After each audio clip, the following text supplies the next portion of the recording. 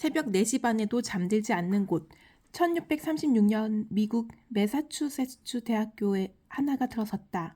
여느 대학처럼 교문을 연 이 학교는 상아탑 기본인 학문 탐구와 연구 활동 충실히 하면서 수세기 동안 발전 거듭했다. 그리고 마침내 미국 본토는 물론 전 세계 학생들이 선망하는 지식의 전당이자 인류 혁신과 진보를 이끄는 선도 아이콘이 되었다. 이 학교는 바로 하버드 대학교이다. 오늘도 하버드는 타의 추종을 불허하는 명문 아우라를 뿜어내며 전 세계에 영향력을 미치고 있다. 하버드는 각국의 내노라 하는 교수진과 영재들이 모여든 만큼 자타가 공연하는 명실상부 세계 최고의 대학이다. 사상의 보고로 불리는 하버드는 수많은 정상급 인재를 배출하며 세상을 발전시키는 데 일조해 왔다. 미국 아이비리그 8개 대학 가운데서도 하버드는 단연 돋보인다. 개교 이래 정치가 과학자, 작가, 기업가 등 각계각층 수많은 슈퍼 엘리트가 하버드 타이틀을 달고 나왔다. 생각하는 대로 몇몇 리스트만 뽑아도 이는 확연하다. 정치계에서 하버드 출신으로 미국 대통령이 된 인물은 8명이다. 존 애덤스, 존 퀸시 애덤스, 리더포드 헤이스, 시어도어 루즈벨트, 프랭클린 루즈벨트, 존 F 케네디, 조지 W 부시, 버락 H 오바마가 바로 그 주인공들이다. 문학, 과학계에서도 하버드는 두각을 나타낸다. 작가이자 학자인 헨리 애덤스, 렐프 에머슨, 존더스 패서스, 헨리 소로, 헨리 제임스 등도 하버드 출신이고 수학자 벤저민 피어스, 지질학자 나다니엘 세일러, 물리학자 시어도어 리처드 등 저명한 과학자들도 하버드 출신이다. 언론계에서는 도미노라는 유명 이론을 처음 사용한 저널리스트 조지프 엘속과 영원한 언론인으로 추앙받는 월터 리프만이 하버드를 나왔다. 심리학계의 권위자 윌리엄 제임스 또한 하버드 출신이다. 셀 수 없을 만큼 시절마다 한 획을 그은 하버드 출신의 위인들과 그들이 일군 업적이 하버드 비범성을 생생히 증명하고 있다. 도대체 이런 하버드의 저력은 어디서 나오는 것일까? 하버드가 수세기 동안 세계적 명문으로 위용을 잃지 않고 있는 것은 분명 그들만의 뛰어난 교육 덕분일 터다. 하버드 개교 350주년 기념 행사 미국 ABC 방송 해설자 조 모리스는 말했다. 하버드는 지금까지 8명의 미국 대통령과 수많은 노벨상 수상자와 퓰리처상 수상자, 수백 곳의 글로벌 기업 CEO를 배출해냈습니다. 가히 이 학교 영향력은 한 국가를 넘어 전 세계를 움직이기에 충분합니다. 이쯤 되면 이런 질문을 던져볼 만하다. 하버드는 어떻게 해서 그토록 많은 세계 인재를 배출할 수 있었을까? 어떻게 수백 년이 지난 오늘날까지 미국 동부 연안의 최강의 존재감을 드러내며 세상을 선도하고 있는 걸까? 하버드의 교육 문화에는 어떤 비밀이 숨어 있는 걸까? 이 질문에 대한 답은 바로 하버드 새벽 4시 반 풍경에서 찾아볼 수 있다. 하버드생들에겐 낮과 밤이 따로 없다. 그들은 주야장천 학구열을 불태운다. 이른 새벽에도 깊은 밤에도 하버드 캠퍼스는 언제나 환히 불을 밝히고 있다. 영국의 한 방송사가 제작한 프로그램 하버드 새벽 4시 반에는 어느 평범한 날 새벽 4시 반 하버드의 풍경이 고스란히 담겨 있다. 그 시각 하버드 도서관은 대낮 같은 열기 속에서 열공하는 학생들로 꽉 차 있다. 저마다 치열하게 자기 공부를 하는 그들은 단연 세상을 이끌어갈 차기 리더들이다. 물론 이런 모습은 도서관에서만 볼 수 있는 게 아니다. 하버드 내 강의실, 학생 식당, 심지어 보건실에서도 그들의 학구열은 절대 식지 않는다. 그들은 식사하는 시간, 짜투리 시간도 학문을 탐한다.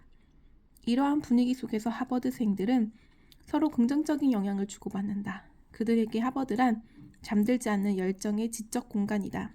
공부할 수 있는 장소라면 어디든 캠퍼스의 구석구석, 그 모든 곳이 그들에게 도서관이다. 그야말로 학생 하나하나가 발을 딛는 곳들이 곧 움직이는 도서관이라고 해도 무방하다. 대체 무엇이 하버드생들을 그토록 맹렬히 공부하게 만드는 걸까? 이는 아마도 하버드 특유의 학문 추구 분위기, 교육 정신과 관련이 있을 것이다. 그도 그럴 것이 하버드에는 이런 말이 있다. 졸업 후 언제 어디서든 능력을 발휘하여 인정받고 싶다면 하버드에 있는 동안 일광욕 하러 갈 시간조차 가져선 안 된다. 하버드생들의 촌음은 귀중함을 안다. 너무나 당연히 이 삶의 자세로 하버드 정신의 정수 아닐까? 이 책에서 소개하는 이야기들은 하버드의 문화 정신을 압축하는 것으로 극강의 경쟁 시대에 살아내는 우리에게 더 나은 삶으로 진보하는 열정 트리거이자 성공 실현하는 실전 지침이 되어줄 것이다. 챕터 1. 우리가 실패하는 유일한 이유, 노력 부족. 그들이 가장 똑똑한 사람은 아니다. 천재들이 쉽게 무너지는 이유. 누구도 자신의 한계에 가보지 못했다. 보이지 않는 작은 일의 무게. 게으름은 부지런히 당신을 갉아먹는다. 지혜를 얻는 가장 쉬운 방법. 최악의 바보는 반성하지 않는 사람이다. 챕터 2. 난 할 수 있다의 마법. 자신감이 만들지 못할 기적이란 없다. 자신을 믿지 못한다면 무엇을 믿을 수 있겠는가? 부족한 사람은 없다. 열등감만 있을 뿐. 자신감의 빈자리는 두려움이 채운다. 불가능을 가능으로 바꾸는 것. 성공의 지도는 어디에 있을까? 파도를 만나보지 못한 배는 없다.